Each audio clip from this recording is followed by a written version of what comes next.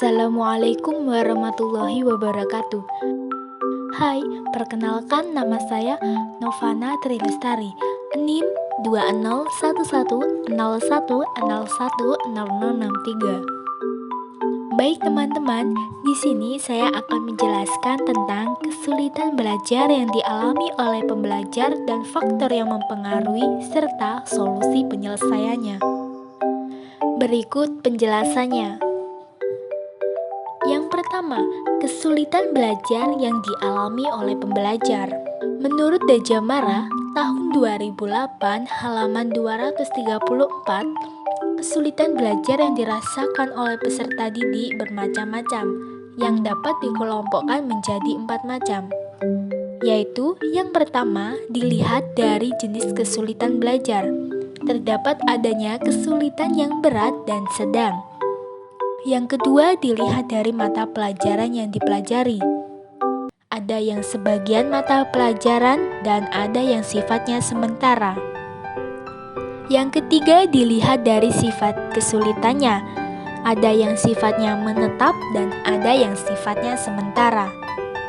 Dan yang keempat, dilihat dari segi faktor penyebabnya. Ada yang karena faktor inteligensi dan ada yang disebabkan karena faktor non-inteligensi.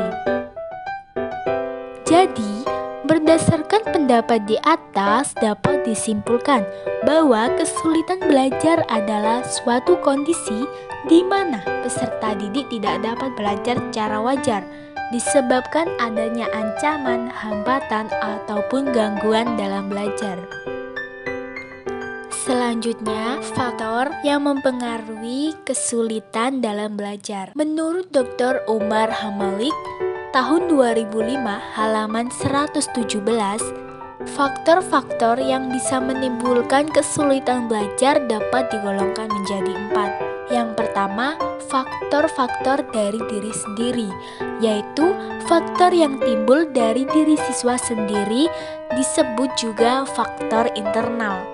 Faktor internal antara lain tidak mempunyai tujuan belajar yang jelas, kurangnya minat, kesehatan yang sering terganggu, kecakapan mengikuti pelajaran, kebiasaan belajar, dan kurangnya penguasaan bahasa. Yang kedua, faktor-faktor dari lingkungan sekolah, yaitu faktor-faktor yang berasal dari dalam sekolah. Misal, cara memberikan pelajaran, kurangnya bahan-bahan bacaan, kurangnya alat-alat, bahan pelajaran tidak sesuai dengan kemampuan, dan penyelenggaraan pelajaran yang terlalu padat. Yang ketiga, faktor-faktor dari lingkungan keluarga, yaitu faktor-faktor yang berasal dari dalam keluarga siswa, antara lain kemampuan ekonomi keluarga, adanya masalah keluarga, rindu kampung, atau bagi siswa dari luar daerah, bertamu dan menerima tamu, dan kurangnya pengawasan dari keluarga atau orang tua. Dan yang keempat, faktor-faktor dari lingkungan masyarakat, meliputi gangguan dari jenis kelamin lain, bekerja sambil belajar, aktif berorganisasi, tidak dapat mengatur waktu rekreasi dan waktu senggang, dan tidak mempunyai teman belajar bersama. Dan selanjutnya, solusi penyelesaiannya. Peran guru dalam menangani kesulitan belajar yang dihadapi siswa harus dilakukan dengan mengadakan pemeriksaan terhadap gejala kesulitan belajar yang terjadi. Pelaksanaan pemeriksaan kesulitan belajar tersebut harus berlangsung secara sistematis dan terarah. Adapun langkah-langkah dalam pemeriksaan kesulitan belajar menurut Haji Muhammad Ali Sabri. Yang pertama, mengidentifikasi adanya kesulitan belajar.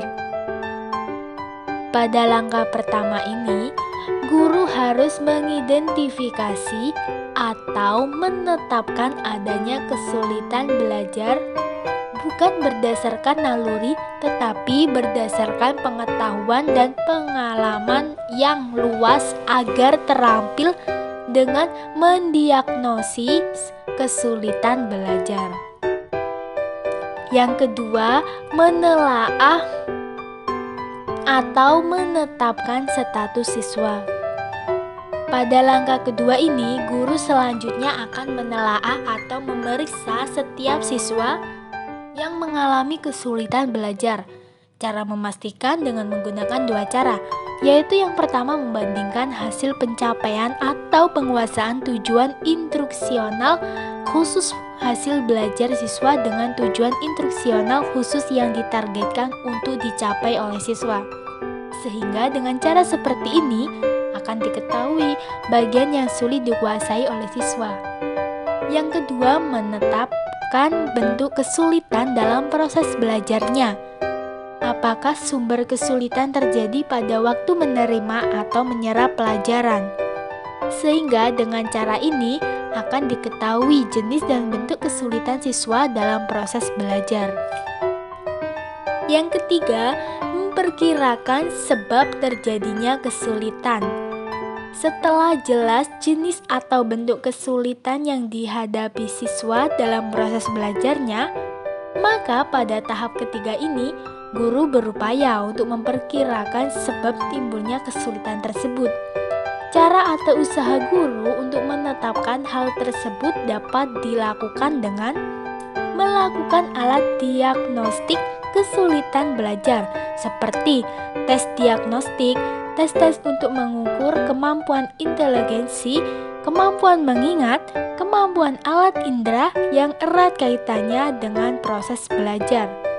Sehingga dengan demikian ditetapkan penyebab kesulitan tersebut, apakah karena alat inderanya kurang baik, ingatannya lemah, kecerdasan yang kurang, atau kurang motivasi.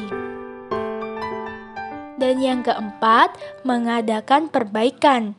Dengan mengetahui sebab kesulitan belajar yang dihadapi siswa, maka selanjutnya guru dapat bertindak untuk mengadakan perbaikan guna mengatasi kesulitan belajar yang dihadapi mereka.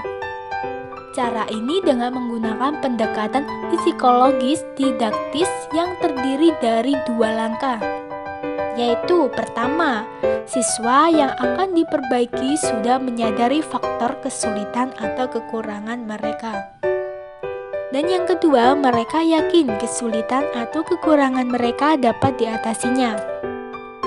Kedua kondisi psikologis tersebut harus ditimbulkan pada diri siswa tersebut dengan melalui bimbingan dan kebijakan guru, dan berdasarkan petunjuk dan kebijakan guru itu pula lah prosedur yang terakhir ini dilaksanakan, yaitu siswa dibimbing untuk mengadakan perbaikan sesuai dengan sebab dan kondisi kesulitan belajar yang mereka alami.